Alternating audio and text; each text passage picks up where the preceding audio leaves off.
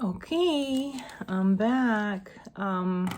So because I'm going to be, I don't ever know whether to look here. I mean, this feels natural. I'm looking at the screen, but if I look at the camera, then it's like I'm talking to you guys. I mean, you guys are only going to get like the highest quality content available from me. But yeah, it's day 15, and because I am going to get my second treatment of AC chemo today, I figured I would go over my side effects from the first one, which honestly, it was tolerable. I expected far, far worse. I thought I was going to feel like a Mack truck hit me.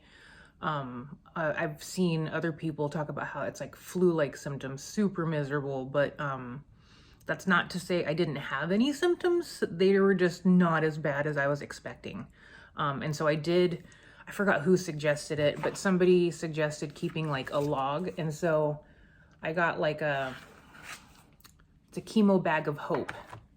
I'm not gonna go get it. It's a cute pink and black like tote bag, and I keep all my chemo day crap in there, and I've got a blanket and some snacks and a charger and books and word searches and just stuff to like make time go by, because it's gonna be a 4-hour day.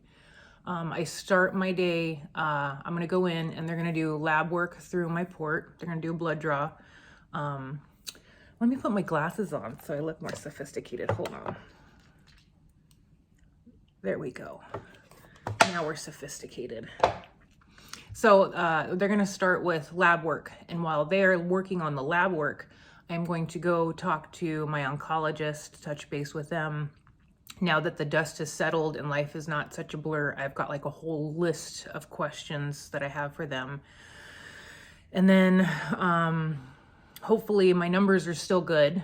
So what they're doing is they're checking my white blood cell count, I think my red blood cell count, and oh God, there's something else. They check like 3 things. And if my numbers are still good, they will continue with my treatment today.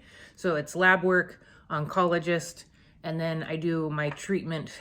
Treatment takes like 2 hours. So it's like a 4-hour ordeal, which I shouldn't complain. Other people there are there for way longer. But yeah, I'm gonna be there for a while. So I'll be wearing my sweatpants, and I've got on like a V-neck shirt so that they can easily access my ports. They have like special like port shirts, which are cool. It's like a shirt and it's got like zippers and crap so that you can just undo your zipper and your nurse can get to your stuff. But you don't need to spend that kind of money. Those, like, it's like $50 for like a shirt, which is kind of ridiculous. You're already gonna have like medical bills and crap pouring in. You don't need to spend $50 on a shirt. But anyways, yes, back to this. So my parents are going to be taking me so that Ferris doesn't have to take the day off. Originally, my game plan was to have maybe like my mom or dad drop me off, and then like Ferris could pick me up after work so that he didn't have to take a whole day off for these treatments, because ideally you want a driver. They're going to give you what they call pre-meds before they actually start your chemo treatment. And because there's like Benadryl and other stuff in there, it can make you kind of groggy, which I'm pretty sure if I had to, I could drive, but it's just super nice to have somebody else drive you so you don't have to worry about it and you can relax. So that's going to be fun. My parents have been married for over 40 years, and many of you know what that's like. They love each other, but sometimes they bicker. like cats and dogs. It's entertaining. So yeah, it's gonna be fun. But they're taking me and I'm super grateful. But as for side effects, so after my first treatment, first day, I was just kind of tired. I felt pretty good. That evening I ended up with like a headache, and I'm gonna talk to my oncologist because they told me to only take Tylenol, and I hate Tylenol. Tylenol just makes me mad because sometimes it doesn't even like take the edge off of my headache. I am a ibuprofen kind of girl. They mentioned something about like the Advil can hide like a fever. And if you have a fever, it's a big no-no. You need to let your doctor know right away. But Tylenol does that too. It says fever reducer. It doesn't reduce your headache, but apparently it'll reduce your fever. So anywho, yeah, I took Tylenol that night. The next day I was like super groggy, like groggy and foggy. I felt like I was moving in like slow motion, just very tired. I couldn't think clearly. And there was a couple times where I felt dizzy if I needed to get up. Then like day 2 and 3, I had steroid flush. That was fun. I didn't like feel weird. It wasn't anything to complain about, but like it was weird. Like my cheeks and my chest were really red. And if you are Asian, you will know about like the Asian flush when you drink. So it looked like I had been drinking because my face was red, but no, there was no fun alcohol involved. It was just steroids. I noticed that my heart would pound, which, to be completely honest, I have anxiety. So I chalked it up to my anxiety at first, but then I realized I wasn't feeling anxious. But for some reason, my heart would pound pretty hard. I wonder if that is linked to like the steroids.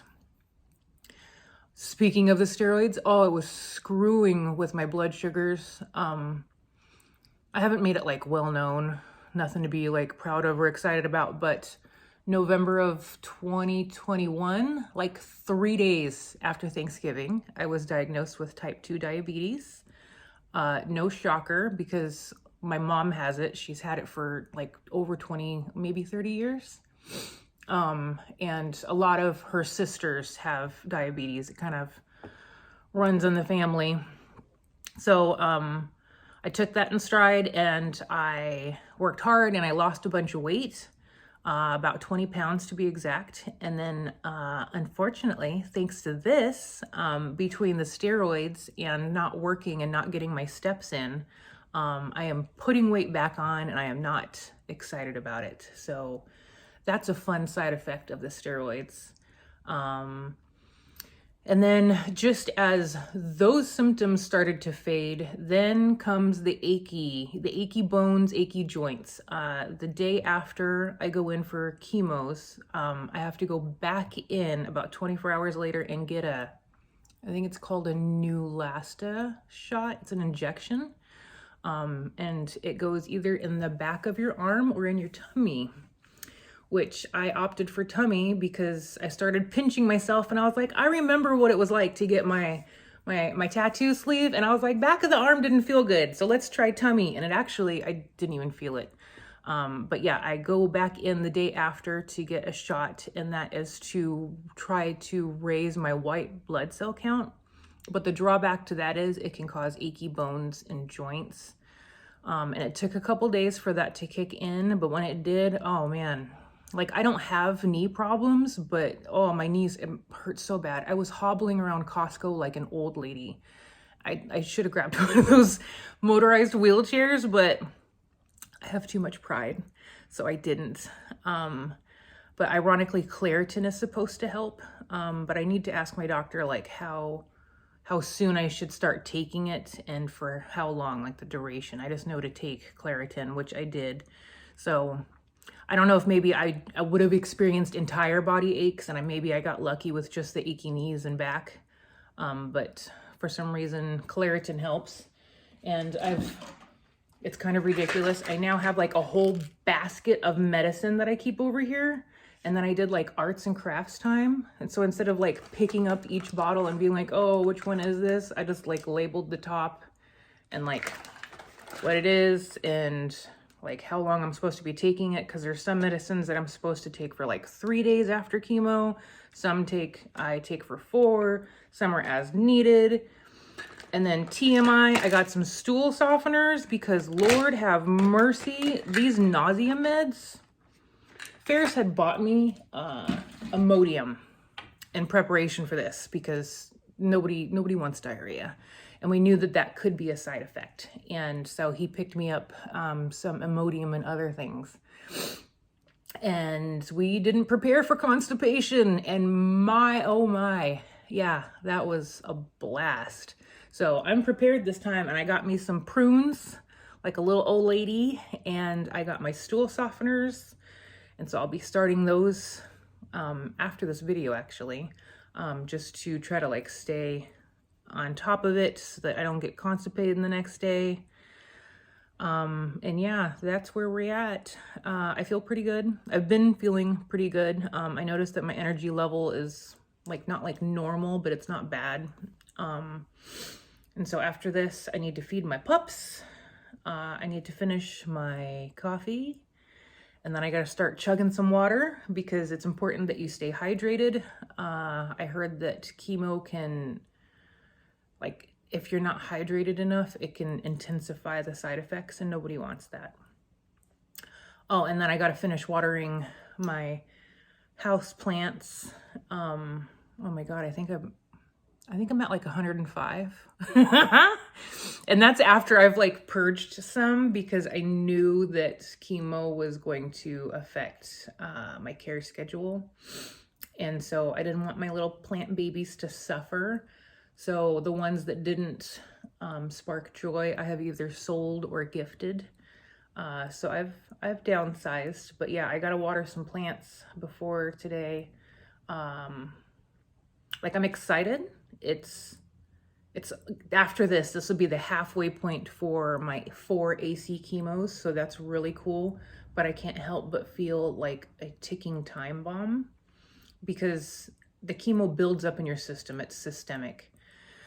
And so with each one, I'm sure the side effects are gonna like intensify, and I don't know how long I will be down for the count. And bless his heart, Ferris is willing to water the plants, but he was like, I can't be held responsible if they die. And so while I am feeling good, I gotta finish watering whoever's gonna need water, and the rest of them, good luck and Godspeed. Hope you can hang out for the next couple of days while I recover and try to get some energy back. So, yep, that's my game plan for today. So I'll check in with you guys later and try to continue this vlog series so that you guys can get a sneak peek into my world. Okay, all right. Thanks, guys. I'll see you soon. Bye.